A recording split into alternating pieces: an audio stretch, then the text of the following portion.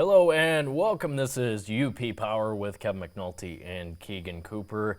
April 1st, April Fool's Day. I don't have any April Fool's jokes. No April Fool's jokes. My brain can't go there right now. But even though it's April, March Madness. We got to talk about it. We'll start there with the bracket, not our brackets, because I don't know how yours is doing. I needed MSU. I needed Tennessee on Sunday. Obviously, that didn't go very well for me, so I'm done. Not too concerned about my bracket. I just want 3 really good games in San Antonio this weekend. But let's start by talking Sweet 16, Elite 8 this past weekend because, last year we didn't get Michigan or Michigan State in this round of the tournament. Spartans were out in the round of 32, and obviously the Wolverines were last place in the Big Ten. They did not make the big dance last year. So, matter of 48 hours in the South region, in Atlanta. Obviously, Auburn's the 1 seed. They earned that right to play 100 miles from their campus. Yeah. And you could really tell that they were 100 miles from their campus because it was definitely a home court advantage. Like I said, they earned that. Nobody should be complaining about that for Michigan State or Michigan. But 48 hours, Michigan's out because of Auburn. They get them.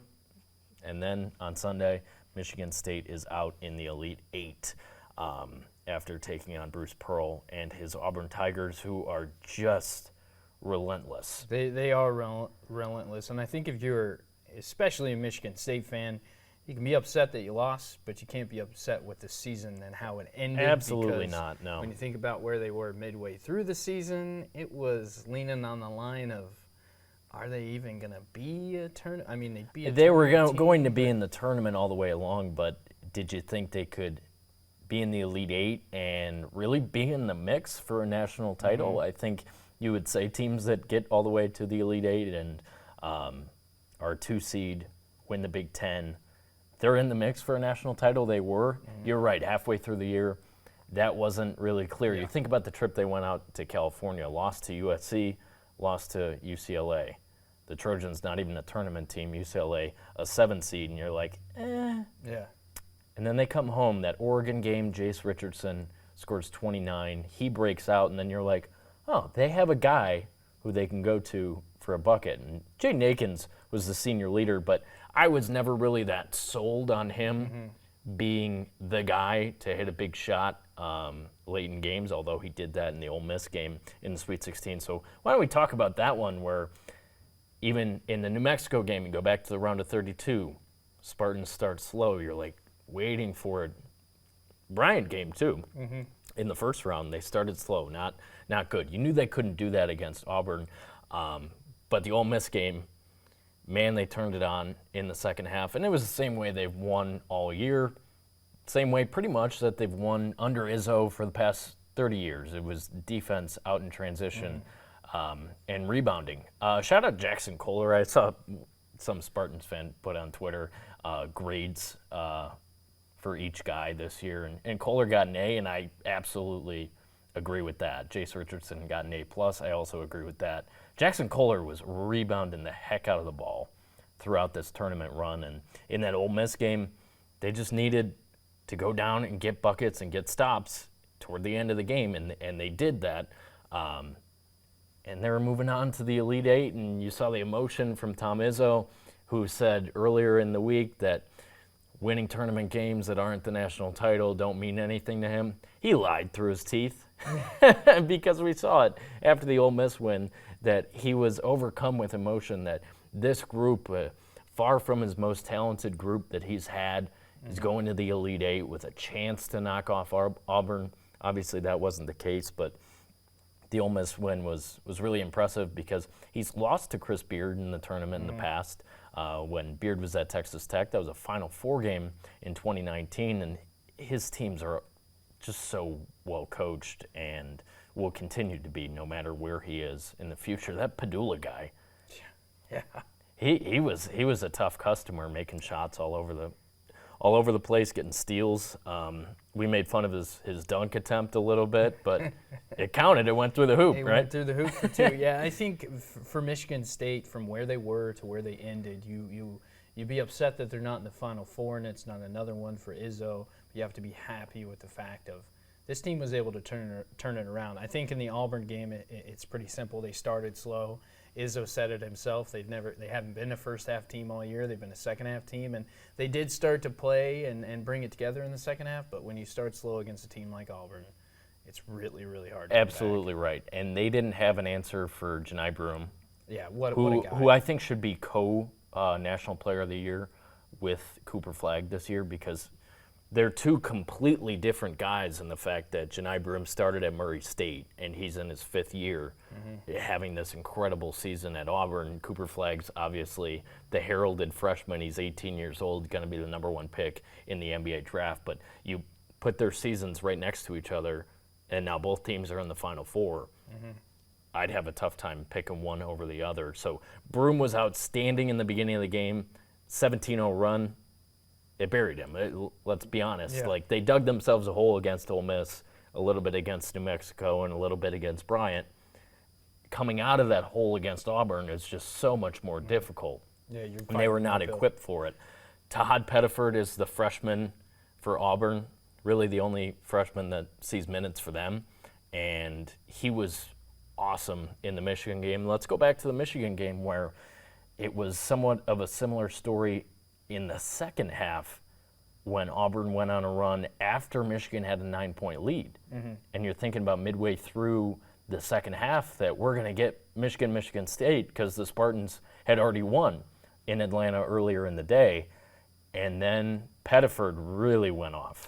Yeah. And it wasn't Broom. We should mention Broom hurt his elbow in the Michigan State game, and that opened the door a little bit. He ends up coming back in the game, and they have dudes upon dudes that are able to stop you outside of their Player of the Year candidate with Broom. But in that Michigan game, it was Pettiford. When after they were down 9 in the second half, that was actually when I was there doing sports on, what was that, Friday night. And it was a 9-point lead for Michigan. And I was like, wow, this is actually going to happen. We're going to get round 3 between Michigan and Michigan State. And Pettiford is supremely talented. I think the Auburn guys make fun of him a little bit for being a youngster and being dumb out there. They call him that on the court for getting plays or whatnot. But, man, is he good. And he was the spark for him in the second half that ultimately buried Michigan. That was the question we had going into the game, right? How would Auburn handle the 2 7-footers, Vlad Golden and Danny Wolf? Wolf had a great tournament again.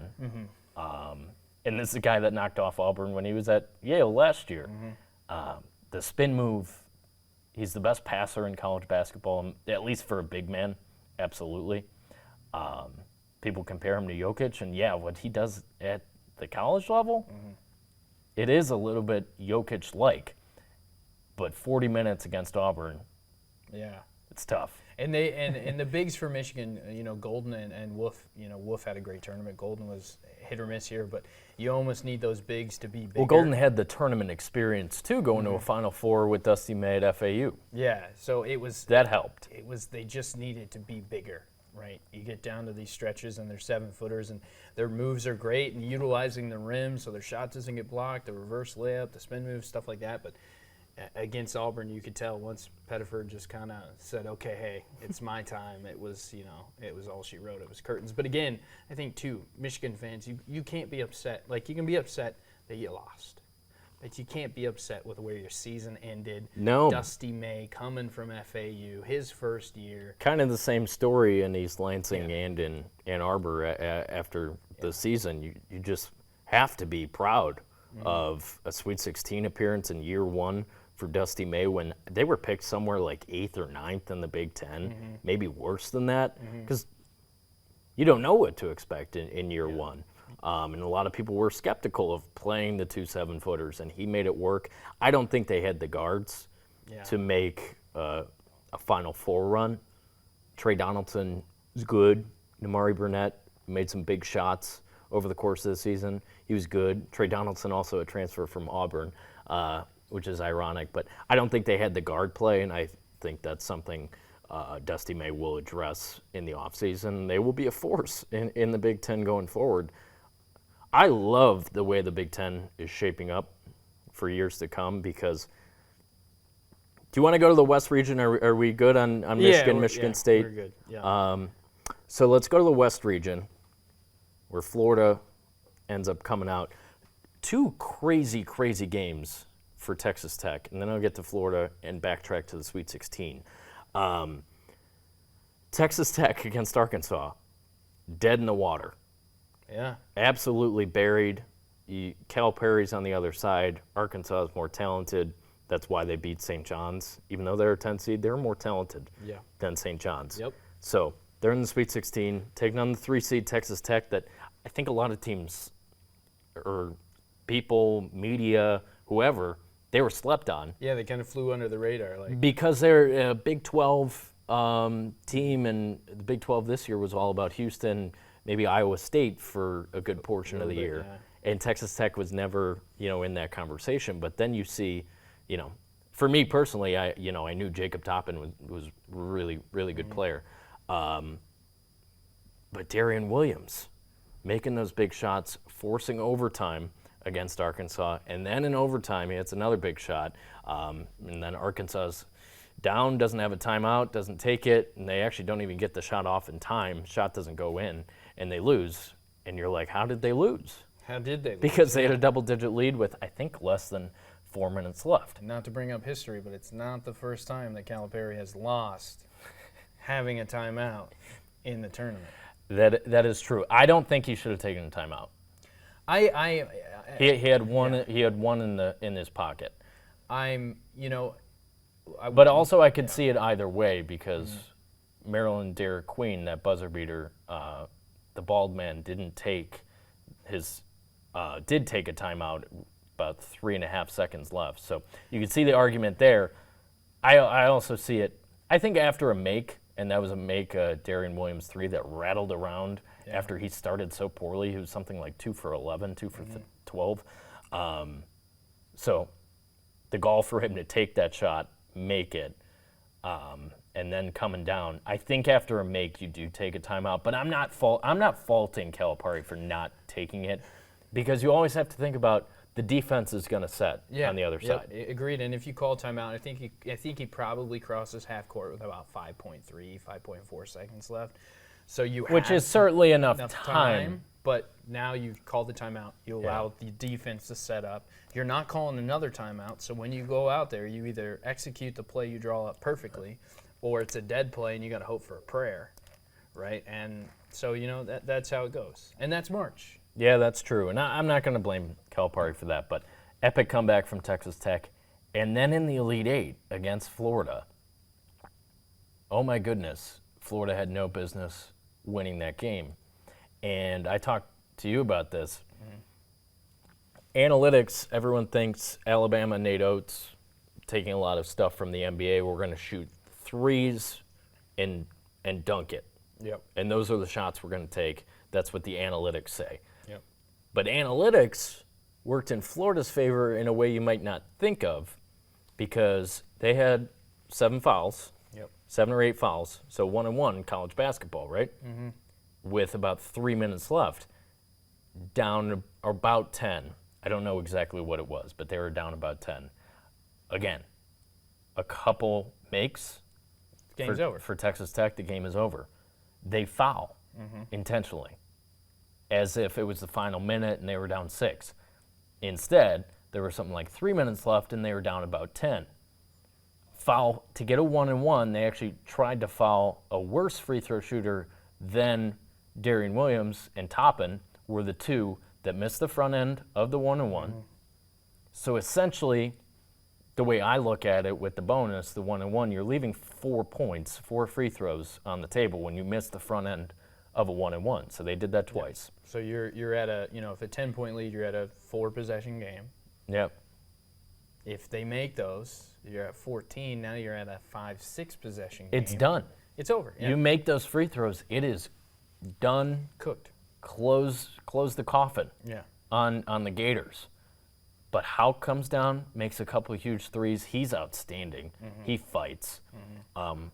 I think their big men actually give them a really good chance to beat Auburn again. Obviously, 2 SEC teams that are going to see each other again in the Final Four. But Houck, the sophomore, awesome. Can shoot the 3. he'll be in the NBA. But then 1 minute left, Florida's down 2, crazy sequence, Walter Clayton Jr., my favorite player from this tournament, because he's just incredible, and he's really elevated his NBA draft stock. He takes the ball. There's a minute left. They're down 2. He takes the ball from the paint out to the three-point line. And I think if you watch the play back, Texas Tech is wondering, what is he doing? And it looks like he doesn't even look at the basket. And then all of a sudden, he's putting up a 3 straight down. Florida's up 1. They don't trail again. And that's the game. Yeah, that shot is going to be one of those shots that you remember in March Madness. And that's what I kept thinking. I'm like, you really caught the ball in the paint, was not facing the basket until he shot the ball at the three-point line. Yeah. And Florida has a 1-point lead. They're going to the Final Four. That was incredible. The other 3 Elite 8 games were not as entertaining as that one. But the Gators, they're my pick to win the bracket. Actually, my 2 teams in the championship game are still alive, Yep. Duke and Florida. I have Florida over Duke, which I'm not as confident in because Duke has just looked awesome. Yeah, they and don't appear to have a weakness. I'm vice versa for you, Duke over Florida. But moral of the story for that game is you got to make your free throws. You know, Yeah, like, absolutely. Especially in March. Absolutely. You know, it's in March And Madness, Texas Tech just absolutely has to be kicking itself, like Arkansas was when they Yeah. blew the lead to the Red Raiders. Michigan blowing that lead to Auburn. I know it's only 9, but you're up 9, 3 possessions, and you know And that one happened so fast, that went right? quick. Yeah. So let's backtrack to Florida in the Sweet 16 against my Maryland Terrapins, and I'm going to talk about this because it's a national story. Yeah. It's not like I'm being Homer and I want to talk about Maryland. Last Sunday, Derek Queen makes that buzzer beater. We're going to our first Sweet 16 in 9 years. Great. Monday and Tuesday were awesome. Riding high. And then Kevin Willard gets up to the podium on Wednesday, and he gets asked about the Villanova rumors and completely deflects and shuts it down. And that was a big change of tune from what he had talked about in Seattle before the round of 64 and the round of 32, where he was like, I want to be at Maryland. I have certain demands for the NIL situation and making sure the program's in a good spot. That all sounds good if you hadn't already made up your mind that you're going to Villanova, which became ultimately the case. Yeah. And abundantly clear that it was his plan basically since the end of the regular season in the Big Ten tournament that he was going to go to Villanova, be back in the Big East. You know, our big-time alum who's on SportsCenter every night, Scott Van Pelt, said there's nothing wrong with him wanting to go back to the Big East and go to Villanova. It's a good job, too. I'm not going to call it a better job because I don't think Maryland's a stepping stone job. No, I agree. It's a But also, he's a Big East guy and wanting to be at Villanova. I get that. He handled it completely the opposite of what he should have done. It would not have been that difficult to shut down rumors from the beginning Yep. and then take the Villanova job. So that was option 1. Shut it down from the beginning. Focus on your team. Do not talk about it at all. Yeah. But he didn't do that. Yep. He complained about everything going on in the Maryland athletic department, which was warranted. And that would have been fine if he stayed at Maryland. The other option he had was to just come out and say, you know, I'm not happy and I'm going to end up taking the Villanova job. Like other coaches in this scenario did during this tournament. Will Wade at McNeese, Martelli at Bryant. Odom from VCU to Virginia. Those guys were like, yeah, I'm gonna take the next job, and they made that clear. Versus Kevin Willard, who completely hijacked the trip to the Sweet 16, the first one in 9 years for the Maryland Terrapins, and it went from I'm unhappy to I'm gonna be super vague after making all these demands to the Maryland people, the alumni base, the donors. Yeah. And then I'm going to completely evade any accountability for it and give them the exact same script after Maryland lost to Florida in the Sweet 16 that I haven't talked to my agent, I haven't talked to my family. lied about both of those things. Yeah. No, and this. Why do you lie? And it just hijacking so you don't the trip to the seem- Sweet 16. So you don't seem like the bad guy. And the thing for me, and this is going to dive into like NIL and the transfer. But people are portal. going to find out you're lying, and True. you become the bad guy. You become And he the bad has. Yep. So I mean, either way. And alums of the school like me are PO'd. Yeah. Yeah. I mean, it's the thing where it's like, it's just like the transfer portal. Why is the transfer portal open during the tournament? Why are coaches, maybe it is a struggle. Let's say, okay, the tournament ends April 7th, right? That's when the national championship is. Yeah. So guess what? The portal opens April 8th at 8 a.m. That's another thing. And Villanova wouldn't have been in such a hurry to hire Kevin Willard if the portal wasn't already open. So then you have... And it wouldn't have been talked about the same way if the portal wasn't open until April 10th or April 14th. Yeah, so NCAA, fix it. Fix it. Yeah. Because that solves your problems, right? Because what you want, and Tom Izzo talked about this, I'm going to bring up Spartans, he wasn't concentrated on NIL. He's in the tournament. He's concentrated on he his went guys. viral he got fired up about it. And his guys that are on the team and the tournament games are in front of him. I mean, I'll bring up another one, and I can guarantee you this. Coach McCollum at Drake, who's now Iowa men's basketball, he wasn't concentrated on if he was going to go to Iowa while Drake was in the tournament. He was concentrated on Drake. And I'm not blaming coaches for taking another job and moving up in their career. Yeah. Everybody's going to do that in any job industry ever. But have the respect that if you're the head coach of one of these programs that's in the tournament, to concentrate on that and, tell the NCAA and these other, universities, hey, if you want me, that's fine. I'll talk to you April 15th. You know?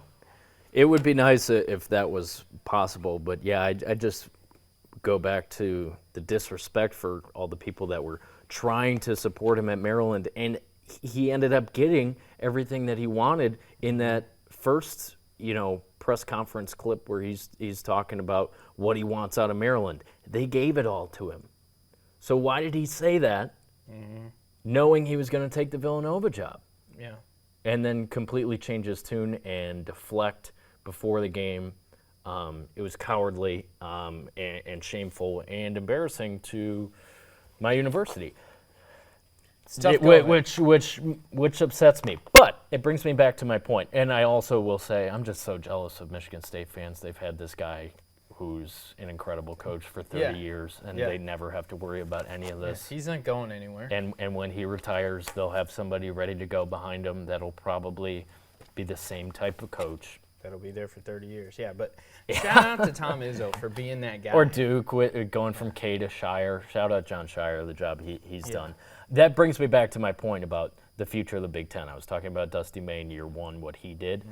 You brought up Ben McCollum, who we both agree, because of your alma mater, Northwest Missouri State, where he won 4 national championships and had unbelievable success over the course of, about 15 years? 14 years he spent there? Years, yeah.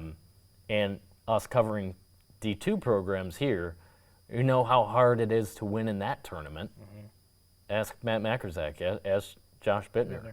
Yeah. You could be a great coach and not have year-to-year success in that tournament. Yeah. So incredible what he did at D2. He goes to Drake. He's an Iowa guy. That just made sense, taking the job at Drake. And what he did in year one, they win 30 games. They win the conference. They win a tournament game.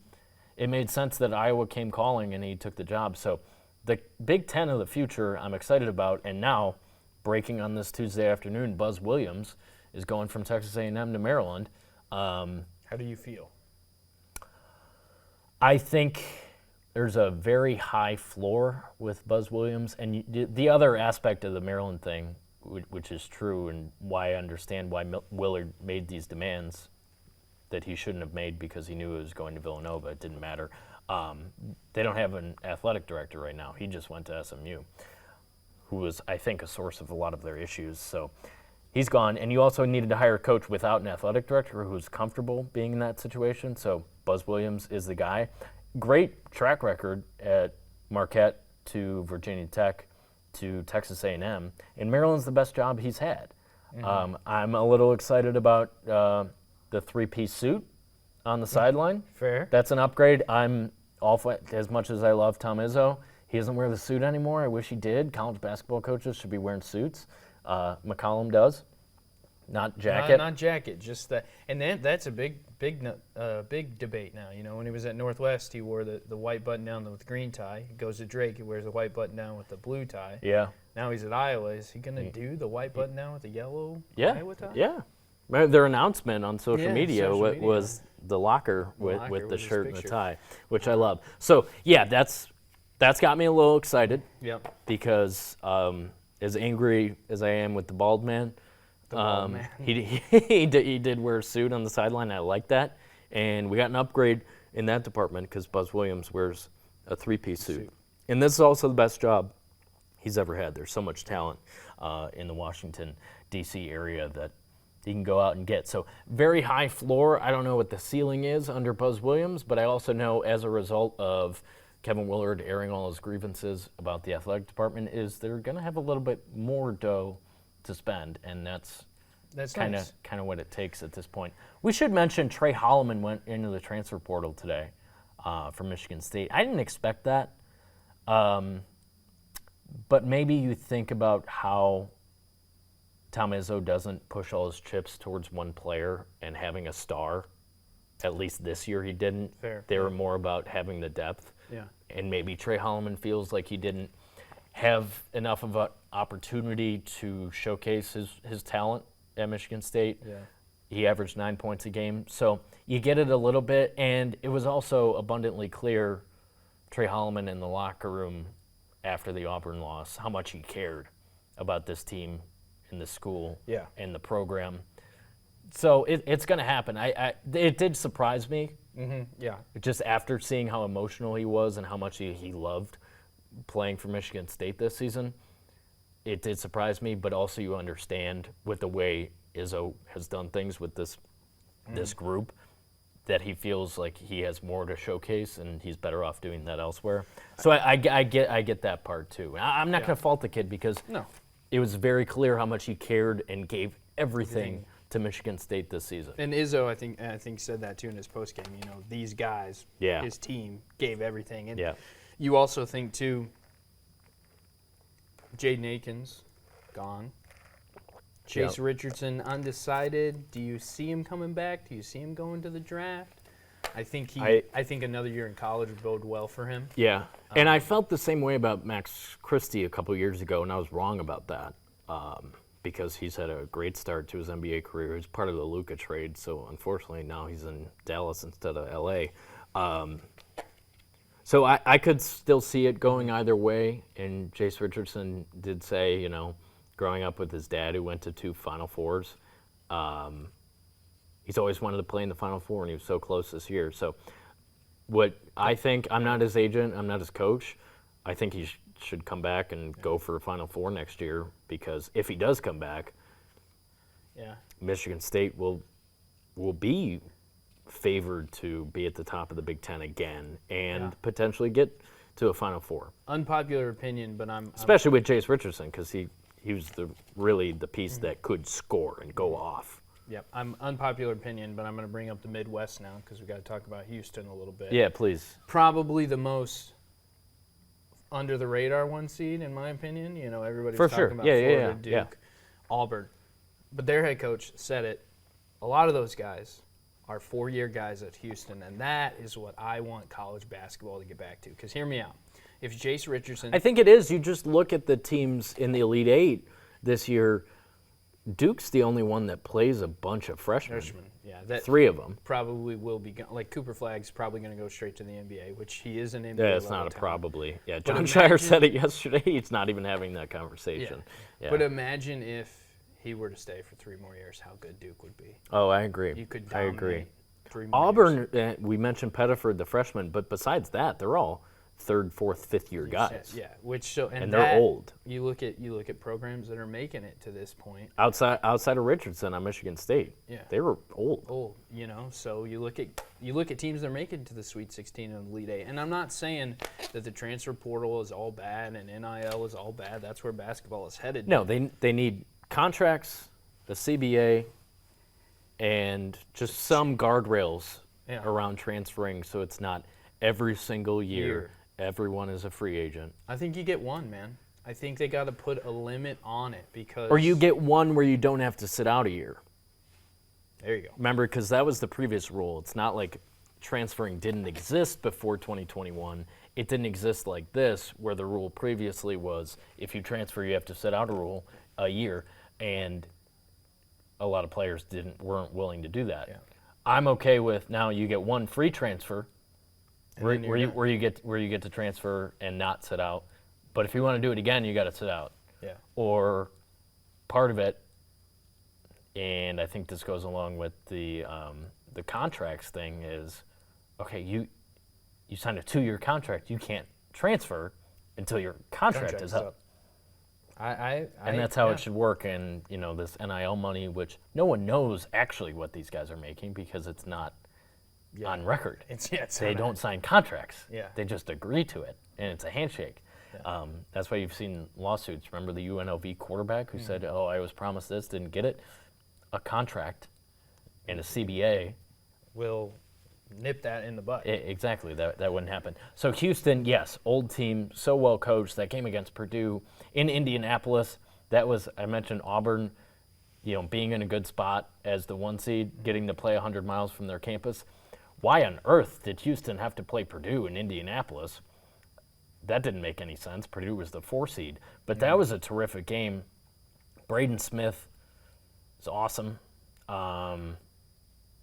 Really, really good year, following up what he did along with Zach Edey going to the national title game last year. And he was great in that game.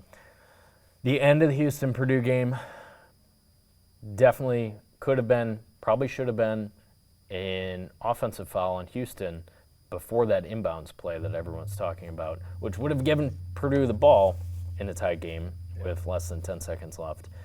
But instead, Houston takes it out underneath the basket. Incredible play drawn up by Kelvin Sampson. Knowing what Purdue does defensively in terms of switches, Braden Smith's on the ball. He knew that if we float LJ Cryer, their best player, out to the wing off a screen, that Braden Smith's going to crash on that, leaving the inbounder. Can't forget the inbounder. So no, you can't. That's where Purdue went wrong. So everyone's giving crap to Smith about that play in terms of how Purdue defended it, but that is how they defend on screens. Is they're gonna switch and they're gonna send, in that case, in out of bounds play, Smith over to cover him. So Trey Kaufman-Renn was, I forget who on Houston caught the ball before giving it back to Uzan for the game winner. He wasn't face guarding. He left plenty of room. He was really in no man's land in the paint, and that was just an easy boop, boop, and then the basket, the game winner. And then Houston rolls over Tennessee because Tennessee could not shoot the ball. Yeah. They were just awful in the first half. And credit to Houston, 2 Final Fours in 5 years. They got their hands full with Duke. Briefly on Duke, we mentioned they don't have a weakness because they have Cooper Flagg, and he doesn't even need to play his best game for them to win. And he doesn't even have to be on the floor for them to win. He'll probably play 40 minutes in this Houston game because it's a Final Four. Yeah. But he might not need to, and I think that's what's so smart is you have a player of his caliber. You put him on the floor, he does what he does, then you get to take him out and rest him. Yeah. Right? And that's the thing with a couple of these teams where they're just so deep. Yeah. And Michigan State was really deep, but they didn't have that high-level scoring that I talked about. Really only Richardson you would put in that category. But John Shire built the perfect team around Cooper Flagg. Con Knippel, he would be the talk of the town if it weren't for Cooper Flagg, who's going to be the #1 NBA draft pick. Wisconsin kid from Milwaukee. His family is like Milwaukee, Wisconsin basketball royalty. He's actually a cousin of Dawson Norgard on Michigan Tech. Found that out, which is pretty cool. That is cool. I saw an interview. I had seen a Facebook post from Dawson's dad, but then an interview with Con Knippel's mom, who's, I forget her first name, Norgard Knipple. So there you go. that's the connection there, and he has, I think, 4 or 5 younger brothers. So you'll be seeing a lot more Knipples. And when they played Alabama in the Elite Eight, I guess Con Knipple's dad played basketball with Nate Oates back in the day, 2 Wisconsin guys. So that part of it is pretty cool. A Midwest guy, you understand why he went to Duke, because he's also a first-round NBA pick. He's awesome. And Duke is my favorite in this Final Four. Sure. Let's make our picks for the Final Four. Final Four. Ready to do that? Yeah, we'll do men's and then women's. Even though we didn't even mention Alabama, because, I mean, Duke really handled them. Yeah, I mean, breaking the record against BYU for threes made in a game. yeah, and they Mark Sears shot 51 threes and made what, 20? 25 of them. 25 They were of them? 25 for 51. Wild. Good for Alabama. Broke the tournament record by 4 threes, which was held by Loyola Marymount from 1991. Hey, they could shoot. I it want to in watch 91. tape of that game. Yeah. We're gonna What have to seed find- were they? Who were they playing? This is 1991. They didn't shoot that many threes. Yeah. And they made 21. So that part is pretty cool. Final Four, 4-1 seed, second time ever. First time was 2008. Kansas over Memphis. Bill Self over John Calipari. Mario Chalmers over Derrick Rose. I think that's the first Final Four I remember watching. No, I remember Florida in 07, back-to-back. Joakim Noah, Al Horford, Corey Brewer. But I do remember 2008 well. That was the first time we got 4-1 seeds in the 60-14 tournament. Now we have it again. Auburn, Florida, Houston, Duke. My picks, I'm going to stick with my championship game. Fair. Florida and Duke. I think Florida has the size advantage over Auburn. Obviously, they know each other, both playing each other in the SEC. I believe they split during the regular season. Condon, Houck, Walter Clayton for Florida. I think that is enough. Fair. And plus, they're very deep. Aberdeen, you can go down the list of the guards, but Sure. Houck, Condon are able to handle Janai Broom a lot better than Michigan State was. Indeed. And Auburn's going to need better games from their other pieces. They're going to need Pettiford to be big. Chad Baker-Mazara, I think, might be the oldest player in college basketball. He's older than me. He's been there for I graduated college 2 years ago. He's older than me. They'll need really good games for those guys, but I think Condon and Houck can really handle Broom enough to – it'll be a close game, but Florida comes out on top. Duke, I've explained why they're so good. We haven't even mentioned Mallywatch is their big guy, rim protector, also a freshman. Outstanding. probably a top 15 pick. And Houston's really, really good. These are the 4 best teams in college basketball this season. Give it to the committee. Regardless of how you seeded the original tournament, you got the 1 seeds right, and that's why. They're in the final. You're right. So, So that's why I'm sticking with my original championship game, Florida and Duke, changing my pick for the national champion from Florida to the Blue Devils. John Shire gets his first title in year 3 at Duke. fair. From the northwest suburbs of Chicago, John Shire, one of the best basketball players in Illinois State High School basketball history, scored over 3,000 points at Glenbrook North before going to Duke and winning a national championship as a player. Now this is his first Final Four as a coach. I just think Cooper Flagg. And can we talk about how likable Duke is Fair. compared to all those years with Coach K? And I was certainly in that camp because God, my father, who knew Coach K back in the day, also a Chicago guy, that was like the only Chicago guy he never rooted for and always rooted against. Never liked Coach K. Nobody did, because you go back to Leitner and Bobby Hurley to J.J. Redick to Grayson Allen. They just won. Grayson Allen's more of my day. It just drove you crazy Drove you crazy. because they won and they were a little bit pompous about it. And this Duke team with Shire and Cooper Flagg and Con Knippel, I'm like, A little bit humble. You're supposed to hate these guys, but you don't. They are humble, and they're talented, and they're dogs out there. They are. They really want to win, and they're really darn good.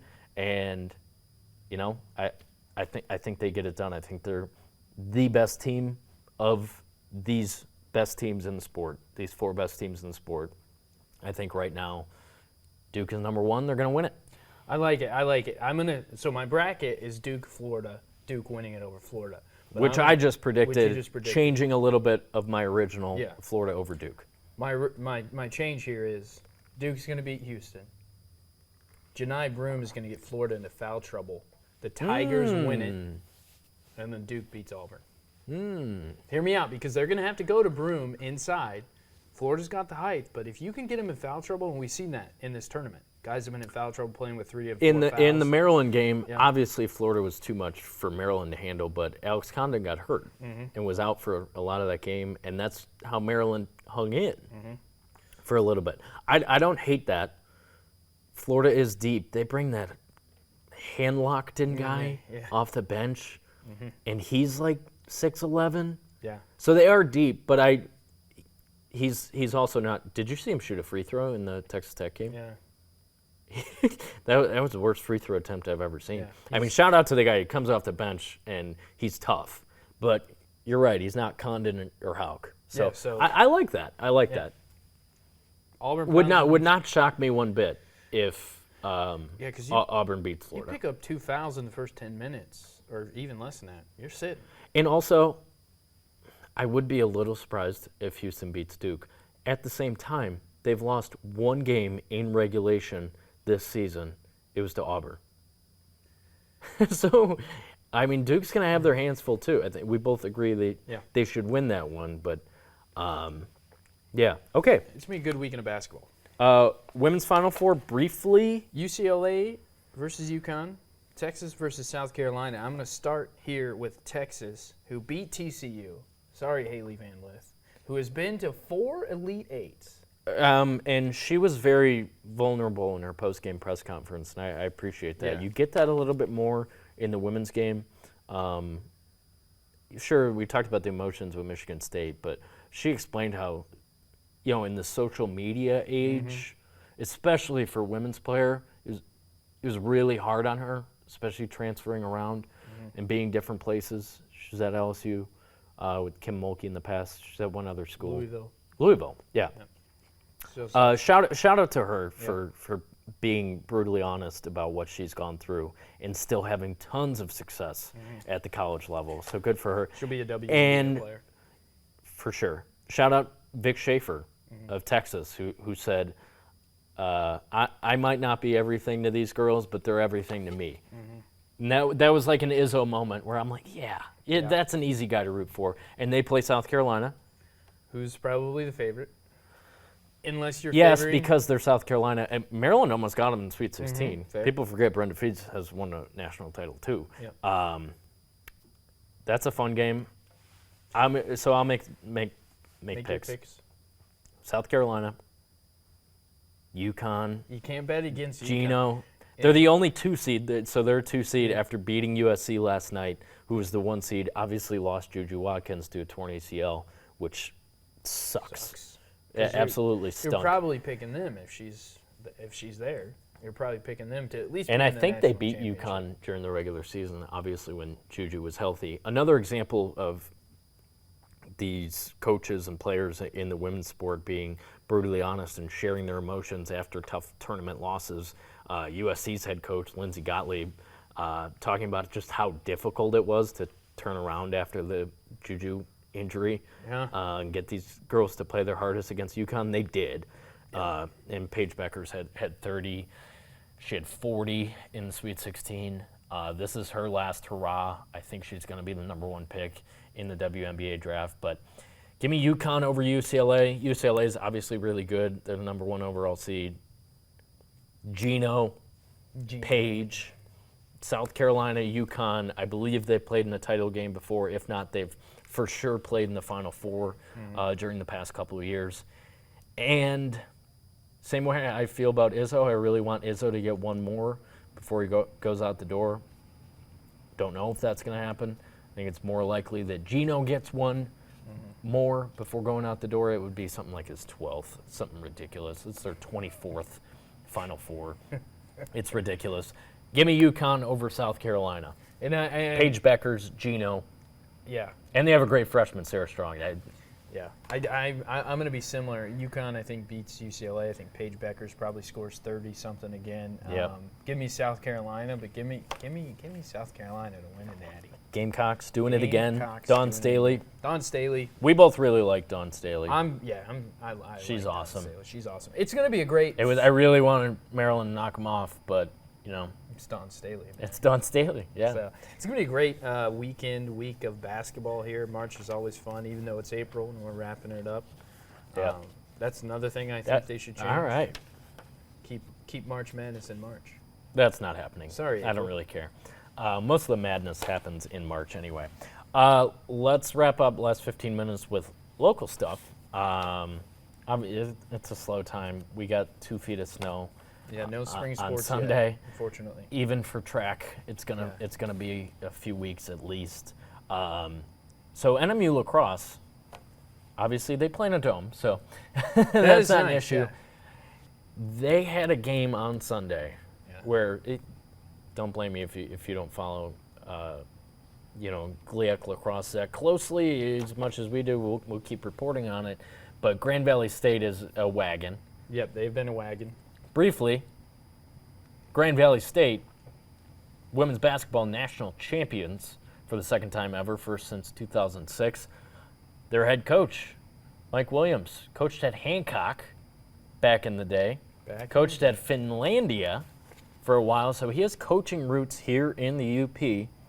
Has been at Grand Valley State for a while, gets the national title. I think they had 2 losses during the regular season, one to Ohio State, a Big Ten team, and Parkside. Parkside's got to be feeling pretty good. Like, we're the only D2 team to beat Grand Valley this season, so that's pretty cool. And on top of that, Nicole Kamen and Crow from Gladstone, Kamen's from Escanaba, so 2 Delta County girls now national champions. They beat Cal State Dominguez Hills in the national championship. I just looked at their schedule over the course of the year. They blew so many teams out.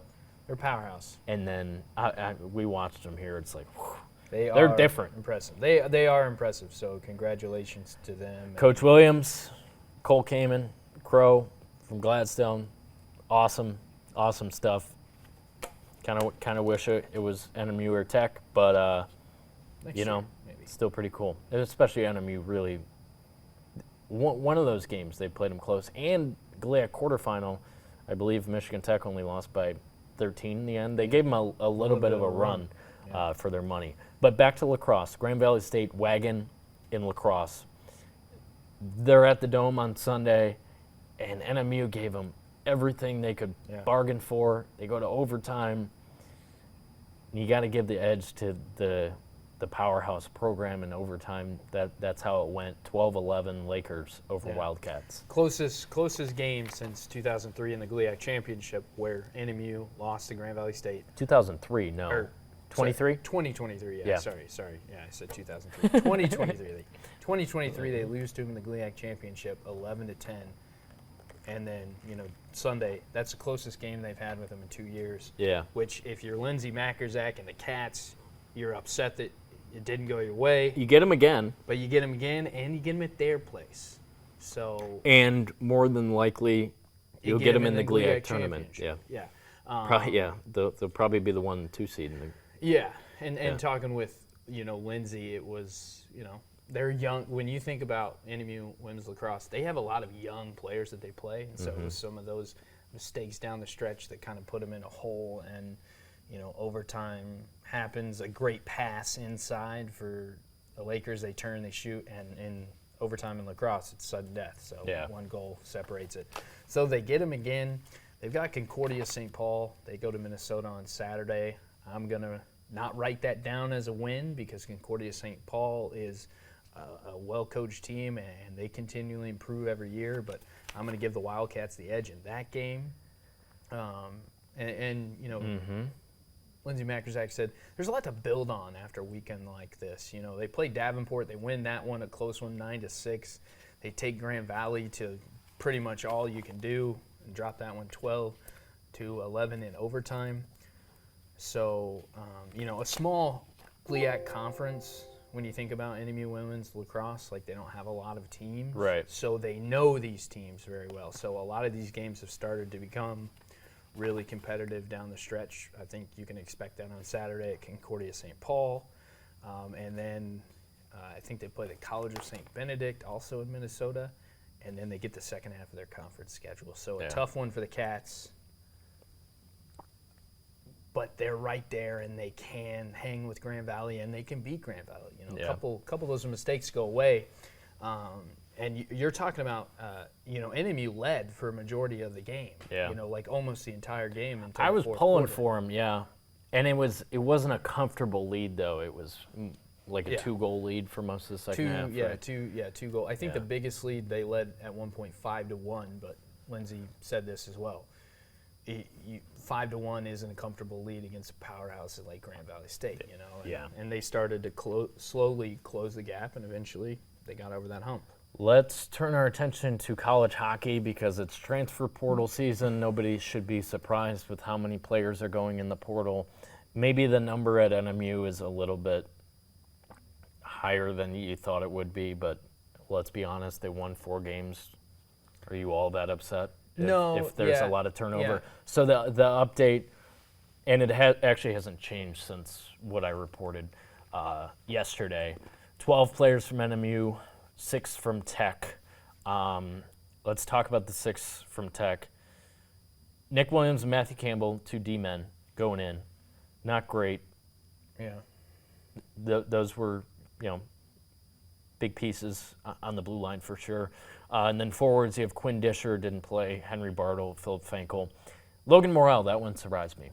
21 points as a freshman, looking elsewhere. Arizona native. Maybe trying to go to Arizona State. Yeah. I don't know. That's just drawing a conclusion based on where he's from, but yeah. This is the hard thing, right? You have a freshman that comes in, has the success that Morrell had. Guys. Kyle Kukkonen stayed for 2 years, had a bad sophomore season, still goes to Wisconsin.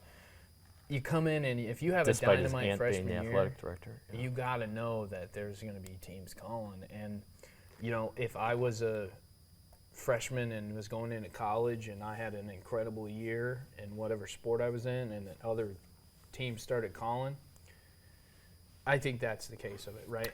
Yeah. That's definitely the one that stood out. I was like, oh. That's a little surprising. I mean, 6 isn't a terrible number to lose to the portal, but Morrell and those 2 guys on D, Campbell and Williams, not great. I do want to – this was a late entrant yesterday. Trey Augustine from Michigan State announces he's coming back. He's probably the best goaltender in the country, Big Ten goalie of the year. So, Luca DePasquo, a guy we watched in the GLI the past 2 years because Trey Augustine was at World Juniors, he's got it. He's really good. NMU, let's get the rundown here. 12 guys in the portal. Matthew Romer and Ryan Duguay, the highest point getters among this group. They each had 8 points last year. Probably not thrilled that those guys are going in.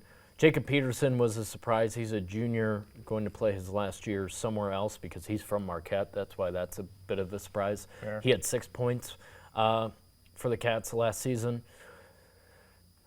So those are the big pieces that you're a little surprised with. Billy Renfrew also, you know, his uncle spent a lot of time at NMU. I was a little surprised by that. He only had 3 points as a freshman last season. Both their goalies, obviously Ryan Ouellette, gone out of eligibility. Yeah. Ethan Barwick saw a little bit of time, is in the portal. Julian Molinaro is the other goalie who's in the portal. Dave Shayak needs a goalie. There are not many of them in the portal. We have no idea. We're not reporting anything here, but is there a chance they could get DePasquo up here? Because you saw how Ouellette and how he played really kept them in a lot of games, and they're going to have far more talent next year. because they have a coach right now, and all these guys are in the portal, as opposed to not having a coach. Not having a coach until June 25th last year. That would be a huge get. Huge get, yeah. Because you got to think. Because if they don't, like I said, there's not many goalies in the portal, and DePlasco's the best one.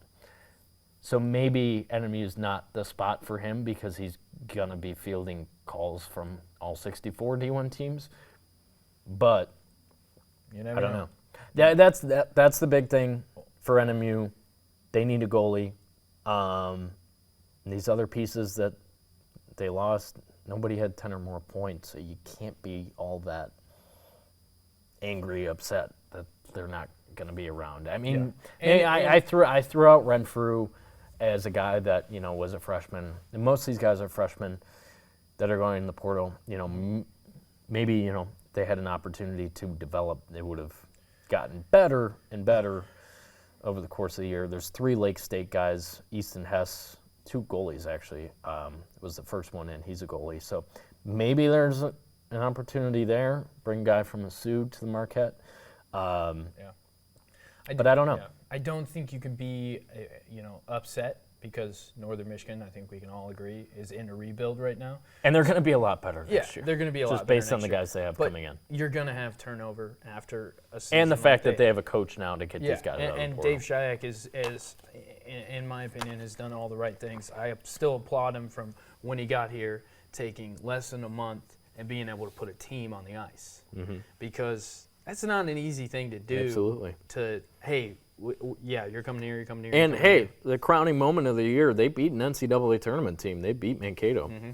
Yeah, so the bones are there. Now it's about putting the pieces together, and I think that they'll be a team, a lot better of a team than they were. I feel all right about the future for sure. And for Tech, I mentioned losing Morrell hurts a little bit. You still have Campbell and Williams.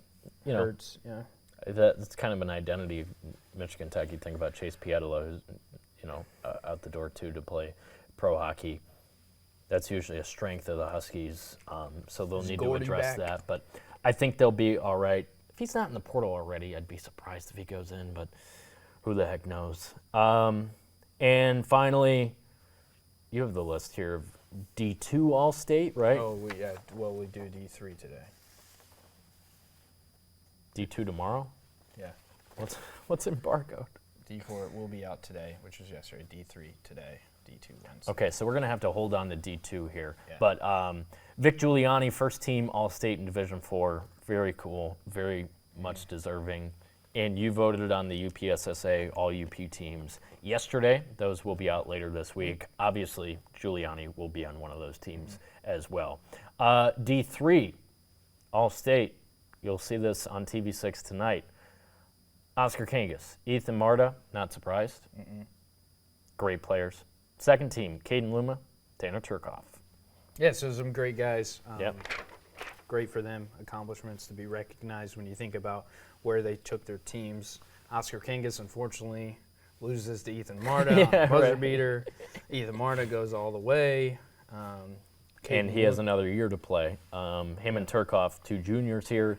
Caden Luma, Ishpeming's all-time leading scorer. So cool for him. I loved watching that kid play. Now he's second team All-State. Very, very much deserving of that one. And, Oscar Kangas is going to play at Oshkosh, too. So he has college basketball to look forward to. That'll do it. One last thing, Jeff Nemi named Negaunee head football coach to succeed Paul Jacobson. So that's cool. The Miners program will be in good shape. Defensive coordinator in the past for the Miners, so I expected they would bring someone from Paul Jacobson's staff to be the head coach. That will be the case. So congratulations to him.